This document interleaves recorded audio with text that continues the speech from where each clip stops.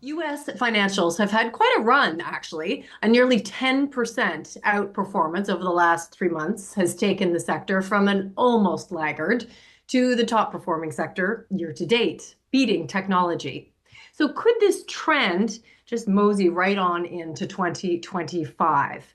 And where within financials is our next guest seeing the most upside potential? Happy to say joining us here today and now to discuss her latest sector thesis is Fidelity Director of Quantitative Market Strategy, Denise Chisholm. Hi, Denise. How are you? Hi, Pamela. I am well and back from the Thanksgiving holiday. I hope you had a lovely, lovely time with your family, and we're happy to have you back. I Happy to wanted be to back. ask you a little bit about financials and why it wouldn't be a great time to sort of take what you've got and get out a little bit. I mean, why would you stay in after such rather substantial gains for US financials? Yeah, it's a question I get a lot right now. And I would say that if you are lucky enough to own financials, then you are lucky enough to be able to ask that question. Not a whole lot of people, not a whole lot of investors that I have talked to do own financials. But what has been true over the last decade of every time that they move like this, you've basically wanted to sell them. So, and that's true. I mean, we've seen that the group, historically speaking, has been positive in terms of price momentum. If you look at all of the data back to 1962, meaning the more the stocks outperform, the more likely they are to outperform going forward. But that has not been true over the last decade, especially since the financial crisis. So even longer than the last decade. So the question is it different this time? And for me, based on the data, it looks glaringly different. So the comparisons of the post-election rally in 2016, I think, are not really appropriate because there are so many different points of data. It's true that the stocks are cheap as they were in 2016 on relative forward PE, their bottom quartile. That usually protects in terms of downside and gives you the call option for upside. It's also true that relative earnings was at trough and now accelerating. So earnings growth has been good this year for financials. But the two differences are really important. Valuation spreads have been sustainably wide, recessionarily wide, since for really the better part of the last 2 years, which is very rare, not something we saw in 2016. And more importantly, perhaps, is that credit and rates are going in the right direction, as opposed to just one going in the wrong direction, meaning credit is getting better, credit quality is getting better, credit spreads are declining, and interest rates are coming down. Maybe not by a lot, but that tends to be the sweet spot for durable outperformance for financials. We didn't see this in 2016. We haven't really seen this in the better part of 15 years. And I think that those factors are what's different this time and provide a positive risk reward. So I think that the group can go on to be leadership in 2025. That is fascinating. It's so interesting to hear someone's take on leadership in 2025 because it's been a bit of a muted discussion for some time. The valuation spread discussion, though, I mean, when we're talking about outperformance, we're usually talking about gazillion times earnings. Just bring us up to date. Financials don't normally go that out of sight. So, what are we talking about in terms of valuation for financials? Yeah, so value, we can talk about valuation spreads or we can talk about relative valuation. So let's talk about valuation first. So I did just have a portfolio manager ask me, these stocks are now trading at 8 to 10 times earnings. That's pretty much the most they've ever traded in the last 15 years. Isn't this time to sell them? And I think that, on an absolute basis, they usually do have more upside if you are in a sort of impulsive early cycle economy. And as much as we're off cycle this cycle, it might be that 2025 is the most proximate to early cycle that we have seen to date. So I wouldn't rule that out. But when I look at valuation, what's most important is where we are relative to the rest of the market. So we have the data going back to 1962 on the Russell 3000 synthetic financial sector. And when you look at that relative to the broader market or the Russell 3000, what you find is it's in the bottom quartile of all of its historic range.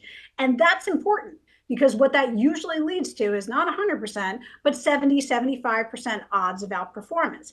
And you can specifically see it in your risk reward in terms of what's the ability to underperform relative to that call option of outperformance. So that valuation really sets a floor in terms of your downside protection. And that's been consistent through the decades, unlike things like that we saw, with absolute valuation. relative valuation has consistently improved your downside risk. And I think that really, coupled with valuation spreads that are wide, it sort of shows you that if you're an investor that's really concerned about, well, Denise, we don't know what inflation is. We don't really know what regulations are going to be. What's Basel III? What capital requirements are going to happen in small and mid cap banks next year? What is the earnings that they can actually derive from the yield curve that is just coming uninverted? So all of these concerns tell me it's sort of like that, I think it was a rigatoni commercial where you're like, it's in there. It's in there. It is a So, rigatoni commercial. might not be rigatoni, but it was some pasta maker. So I'm from New Jersey, so I can say that. It's some pasta maker from sort of that area, where if you're concerned, it's likely already in the stocks, which means that the downside is fairly limited, which gives you a call option on upside outperformance. So just for a moment, compare it to tech because we've been watching obviously the story of tech for a long, long time, and they move very differently, and we know that. But just in terms of that sort of relative downside risk, it's just such an opposite story, it appears. Yeah, the opposite story is really in the earnings. So you can certainly say it's opposite story in terms of relative valuation. So bottom quartile for financials in terms of relative forward PE. For the most part, top quartile relative forward earnings in terms of technology, although I think it's just coming out of that earnings trajectory and still cheap on free cash flow. So there is a sort of disconnect in terms of cheap stocks versus expensive stocks, and you can paint the picture that way. But I think the more important picture, because again, technology is cheap on cash flow, which has been a significant factor. So it's not really that different in terms of how people might want to lay it out in terms of valuation. What's very different is earnings growth. And remember, technology did something that no sector has ever done in my database, which is go from bottom quartile earnings growth to top decile earnings growth in 11 months. So the starting point for technology in terms of relative earnings is very high. That doesn't mean technology has to underperform from here, but it usually does mean there's leadership somewhere else. Because if there's relative earnings are declining, somewhere else relative earnings is improving. So finding that relative earnings improvement is the key to figuring out what leadership could be. And that relative earnings improvement is coming specifically in financials right now. So again, much like 2016, 2017, where we are seeing a bottom quartile relative earnings growth. And if anybody wants to see the charts, just go to my LinkedIn page and subscribe to Charts of the Week. It should be there. Relative earnings growth is bottom quartile and turning. And the setup that we're seeing in terms of rates going down and credit spreads improving is usually the sweet spot for earnings growth being durable. You put that together with the fact that technology, that has been the most important area of the market, is earnings growth is decelerating, maybe modestly, but decelerating really shifts the risk reward to other areas as we approach 2025. And then what ultimately do we do with sort of the climbing the wall of worry, which is I think what everyone's worried about, not everyone, but a lot of people across the equity spectrum have this concern of we've been here for a while.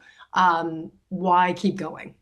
Yeah, no, that's a great question. I mean, we've had 2 years of 20+% returns in the S&P 500. Isn't that enough? Isn't it all priced in? There was an interesting study. I can't remember who actually did it. I have the data. I actually have to check it out. But in terms of, I think it was the tweets of the week by Redburn Analysis, that's after 2 20% years, you might think that you would be due for a down year, and you still have 75% odds of the market going up by double digits the year following. So it's not a lock, or it doesn't mean 100% odds, but it doesn't mean that you should take some off the table when you think about above or below average returns. And I think the difference is what matters, right? So I think that we're all sort of grasping at straws on, okay, maybe where are we in the cycle? Where are we in stocks? What are earnings going to do? For me, what I'm trying to find is a pattern that we can use historical data to find some predictive ability. The differences in cycles are, for me, always more influential than the similarities. And the key difference this cycle is valuation spreads, especially down the cap spectrum in the Russell 3000, have just been pinned wide for 2 years. We have not been this wide since the financial crisis. And in my data, we have never stayed this wide. Even in the financial crisis, it was more like, the opposite of a V shape in terms of valuation spreads spiked, then they compressed. We're still in the situation where there is a lot of worry. And that's how I define that mathematical wall of worry, is by looking at valuation spreads, because you can see a clear skew. The wider valuation spreads have been, the more upside there is in the equity market, even if whatever bad thing you're concerned about comes to fruition. And that's the real interesting twist of the equity market, is just what a powerful discounting mechanism it is. It doesn't help to say that stocks are expensive, because when you look at valuations over time on an absolute basis, it doesn't really affect your next year's performance, nor does price momentum. Again, the more that stocks have gone up, the more they usually go up in the future. So the two things that investors really gravitate towards to see what the market is discounting, I think are not helpful at all quantitatively. The one I gravitate to does say that there's still concern in the market, especially relative to a fairly benign credit market that's still saying, hey, there's kind of nothing to see here. Credit spreads are pretty tight. We don't think we have any solvency issues. Now, the credit market isn't always right, but it's right more often than the equity market. So that deviation versus fear in the equity market and fear in the credit market is pretty much the mathematical representation of that ability to climb the wall of worry, which I think is still persistent in 2025. It's fantastic. You mentioned going down the cap spectrum for financials ultimately. I mean, one of the big sort of bump in the night type concerns for smaller cap financials has been the commercial real estate story. You're saying, I think, that that is priced in at this point. Give us a sense of just how much risk there still is sort of floating around out there, and also how small you can get in terms of cap size. Are you happier with sort of the mid-sized regional banks, or give us a little bit of So it depends on the risk you're willing to tolerate. I mean, I like to tolerate a little bit more risk. So I'm pretty far down the cap spectrum in terms of small cap exposure, which don't have the greatest earnings trajectories, right? If you want to have strong fundamentals, you're much safer in the mid cap space. And this isn't just for financials. This is really across the board. It depends on sort of the where you put your starting point, but I think that the most recent numbers are 35% of the Russell 2000 doesn't actually turn a profit, right? So they're unprofitable companies, where that's only 8% in the broader mid cap indices, and it's only 3% in the Russell 3000. So again, I think that some of this depends on your risk tolerance, because you are going to see unprofitable companies move a whole lot more than profitable companies, and that's to the upside and to the downside. I am most interested in that kind of unprofitable tranche, giving me what I think could be the junk rally that maybe we've been waiting for, that didn't really, that kind of petered out in 2023 and this year, that I think might likely be more sustainable in 2024. Because when you look at from a factor perspective, and I'm going to write a note on this, I haven't yet, but the data's all there. I mean, it's very interesting in terms of just how substantial quality has outperformed. it It's been really has. it really has. And it reminds me a lot of low vol going into 2022. Remember, we talked about a lot about that. Low vol was sort of the factor du jour for the better part of a decade, because it provided really good risk adjusted returns. It tended to outperform the market when the market went up, and it tended to outperform the market strongly when the market went down, with strong odds both ways. The problem is, while that was true for that decade, low quality became iteratively more expensive as it outperformed. And that's why in 2022, what I call the recession or quasi recession, the very hard soft landing or the very soft hard landing of 2022, low vol didn't protect you, because your starting point was dramatically different versus any other starting point. I think that that's where we are on quality. The starting point is going to matter. And the fact that it's expensive and the fact that it's outperformed so much, look, it doesn't mean that it has to underperform, but your risk reward is very, very different here than the last 2 years. And I think that that is sort of akin to what we're talking about in financials, where this is where the risks are known. Commercial real estate is fairly known. The more known the risks are, the more we have conversations about the risks, the more likely they're priced in. Fascinating. Okay, bring in the rate story, bring in some of the other macro pieces that would, or to what extent would they affect the story for banks. Regulation, we believe in the next administration will be lighter. We think maybe Basel III might be looked at again. We don't really know. Do you just look at that as sort of a tailwind? Right. We don't really know. So there's still a lot of uncertainty around how that might end up. But yes, this is a potential tailwind that usually impacts multiples, not earnings growth. Okay. So to the extent that it was likely that, with each administration, there was a more onerous one and a potentially more friendly one, just taking the potentially more onerous one off the table has the potential for an improvement of relative forward PE, right? Or that valuation expansion. And again, that's why a little bit of financials and things like this that are beaten up historically can be a bit of a pain trade, because we can look back in a year and say, hey, nothing really changed, right? They didn't earn a whole lot more. Returns are broadly the same. Maybe they improved a little, but not a lot. But you got all this outperformance from relative multiple expansion. And I think that that's the potential for the setup in 2025. Now, rates is a different story altogether. So, Mhm. rates is interesting in the sense that, again, if you want to see the chart on this, definitely go to my LinkedIn page. So we've all been grappling with what rates mean to financials for the better part of the last decade. For And sure. I like to say it's like financials almost reminds me of Japan. Like in the sense that you've been waiting for whatever it is that you're waiting for. We're waiting for rates to go up. We're waiting for rates to go down. If only they do those things, then financials can work. And what's been true in terms of rates is that financials can underperform regardless of the direction of rates. So the message is rates is not really the key driver. It's the combination of rates and credit spreads that really matters. Look, if rates are going down, but credit spreads are going up, that's not a good situation for Yeah. financials. In fact, regardless of what rates do, when credit spreads are going up, that tends to lead to underperformance of financials. And we're not there in heading into 2025. And we're the opposite of where we were in 2016. Remember, 2016, rates were going up, and by a lot, for the first time in a very long time, even though credit spreads were coming down. That's usually an okay setup for financials, but not the sweet spot. So you get like 55% odds of outperformance, and you get a couple hundred basis points of alpha. The sweet spot is our setup currently, with credit spreads going down and rates going down, not by a lot, but rates going down. That's your 70% odds of outperformance and hundreds of basis points of alpha as a potential. So I do think that the rate credit combination is much more powerful than what just rates do or what just credit does. This is a very different setup. And this is why I think the group can still outperform even after the outperformance we've seen in 2025.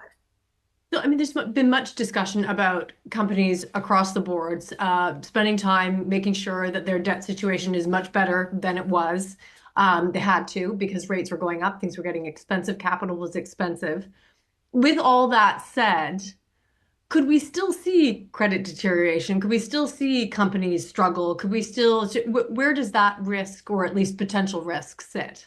Yeah, so there's always credit struggles within the broader credit spectrum. And certainly we saw it with, we always talked about malls last time where the credit risk was. We can talk about real estate, commercial real estate this time. And as it relates to those pockets of risk, because there will always be pockets of risk, the question of whether or not they are systemic is largely how diffuse is the ownership. And it's nothing like we saw in the financial crisis in terms of the leverage applies to that ownership. And more importantly, which we talk about all the time, to the extent that this evolves over the course of a decade, it's usually not systemic to the market. Okay, What interesting. matters is whether or not there is broad credit deterioration. And now I just had an interesting discussion, which I don't always have. So I was working on some data, and somebody actually asked me, like, hey, aren't credit spreads too tight, which was the exact data set that I was working on. We have data on high yield option adjusted spreads going back to 1980. And it's interesting. So, yes, we're in the lowest quartile. And if you are wondering, well, usually when you're in the lowest quartile, well, that means credit can only deteriorate, to your point. So, aren't we setting up for that? Not really that true. So, there's up, there's down, and then there's sideways. rates and credit spreads can go sideways for longer than you expect. So the low in credit spreads that I actually have going back to the 80s is 115 basis points, right? We're not there, obviously. I'm not saying that we'll get there, but I am saying when you look in the statistical data, if you think of an arc where there is, sometimes credit spreads are so bad that it's good for the equity market. And sometimes credit spreads are so tight that it's bad because there's only one way to go. We're not really there yet. As tight as credit spreads are, I think that you need to be closer to 225 and 200. And based on my data, I have us closer to the threes in terms of a trailing 3 month average. So yes, low relative to the last decade, but no low, not low enough relative to you would say, okay, this is the time to bet that there's only one direction to go. So again, in that up, down, sideways, I think credit spreads are good enough that they could stay sideways long enough for credit not to be a problem. And does it come in, this is sort of the Fed put question, that if the Fed saw something in the economy, whether it's jobs, whether it's something else, that they have sort of the tools that they did not have, even a decade ago. They didn't have the tools to drop rates if they needed to, but they do now. Yes, I think that that's exactly right. And in some ways, I think that there was concern about a policy mistake, meaning that the Fed wouldn't get it, would be overly concerned about inflation, wouldn't be able to reduce rates enough.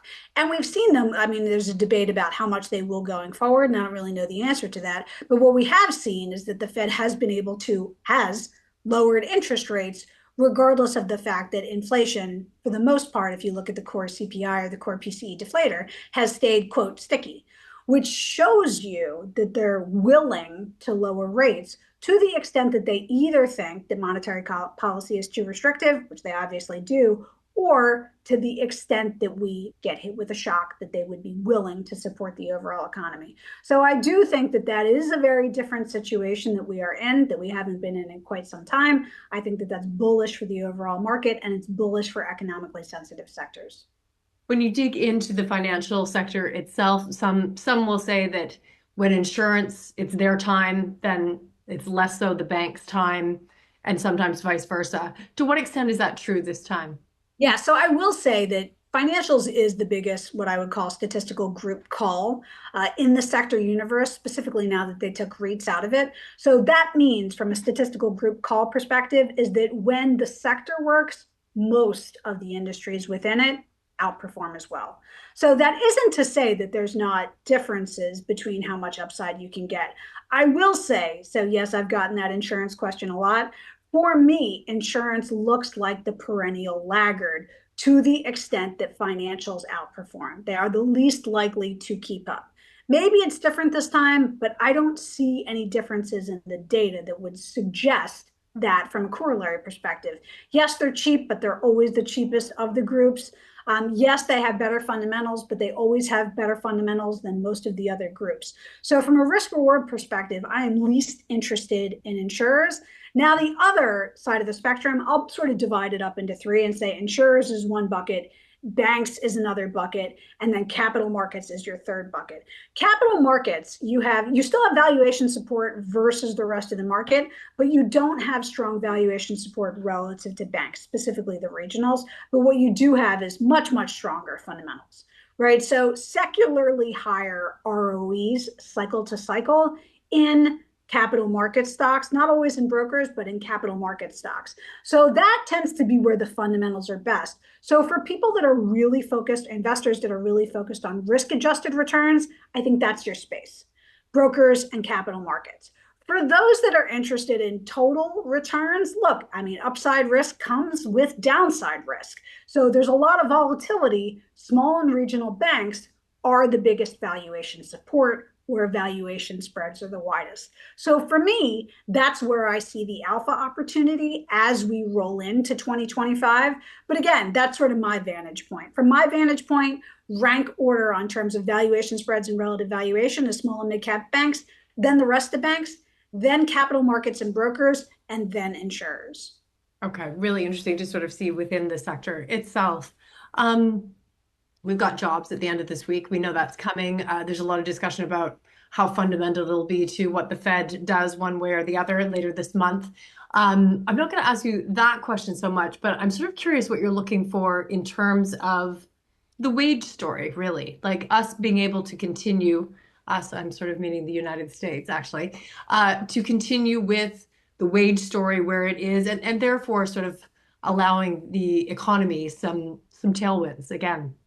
Yes, so we have seen real wage growth pretty much stay sustainably above zero, right? So we had that big thrust in terms of positive real wage growth as inflation was doing its peak deceleration for the most part, from 6 months ago for that last year. And we haven't seen that roll off, meaning that real wage growth has not declined. So real wage growth is what is supportive of the US consumer. Nominal wage growth is still decelerating. And I think we're almost at the point as we enter 2025 where I would like to see nominal wage growth and overall pricing stabilize, not continue to decelerate.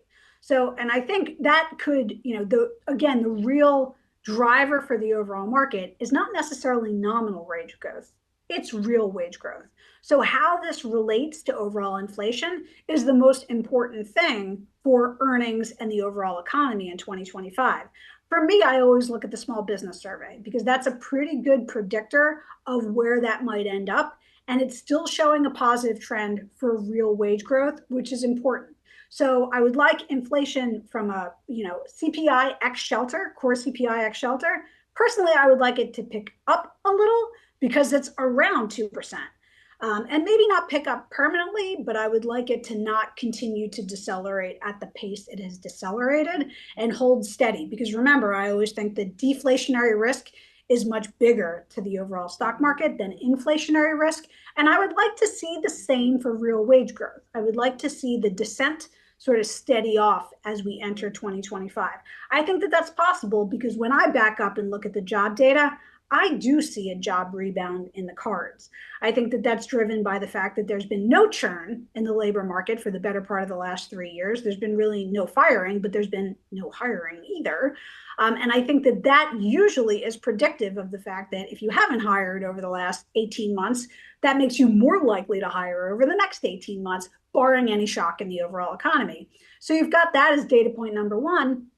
And then I think you have a bunch of short-term indicators that I always like to follow in like the Philly Fed CapEx diffusion indices and all of those that are also seeing a pickup in intentions to hire.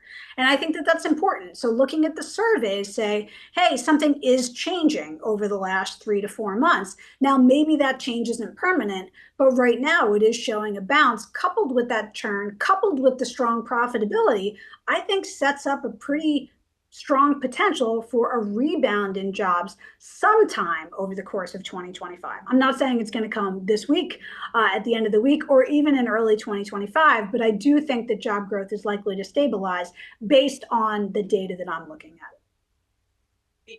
We are talking entirely about the US domestic story for financials ultimately here and the different components therein. There's a discussion about a global recovery or a really difficult time because of everything to do with deglobalization discussion, trends, tariffs, and so on. Is it important that the banks that you're talking about, mid cap, smaller cap, are very much domestically exposed? It could be. I mean, one thing that's very clear as opposed to coming out of the pandemic, which there was a little bit of laggard in terms of China, but this is not a global recovery, right? This is a US led recovery where many other economies, specifically in Europe, aren't showing the same dynamism. And that sort of exposure is really important because we've talked about international stops and, are they cheap enough to offer an opportunity or are they basically a value trap? And I come out more on the value trap end of it because it seems more like a permanent impairment in terms of economic and earnings growth cycle to cycle. And unless you think something like that is different, I think we have very different growth legs to stand on. So where that domestic exposure, I do think really sets up the US financials, specifically down the cap spectrum, as the opportunity globally in 2025. For leadership. And just to sort of reiterate, which still I find a little bit shocking that you say this, that the sustainably wide valuation spreads are still very much there. That, I mean, everything else we've talked about is almost an additive, but the key is the valuation spreads, is it? I think you're right. That is the key. And in some ways, even after the rally, they're still wide. And that sort of shows you mathematically what could be to come as valuation spreads normalize. And I don't know how long that could take, right? It could take 3 months. It could take the better part of a year. I mean, we'll have to see what the indicators foretell, but it does seem very consistent in the data that the wider valuation spreads are, the more opportunity there is for leadership. Fantastic. Denise Chisholm, a pleasure to speak with you. Thank you for sharing your brain, your notes, and your thoughts with us today. It was great to be here.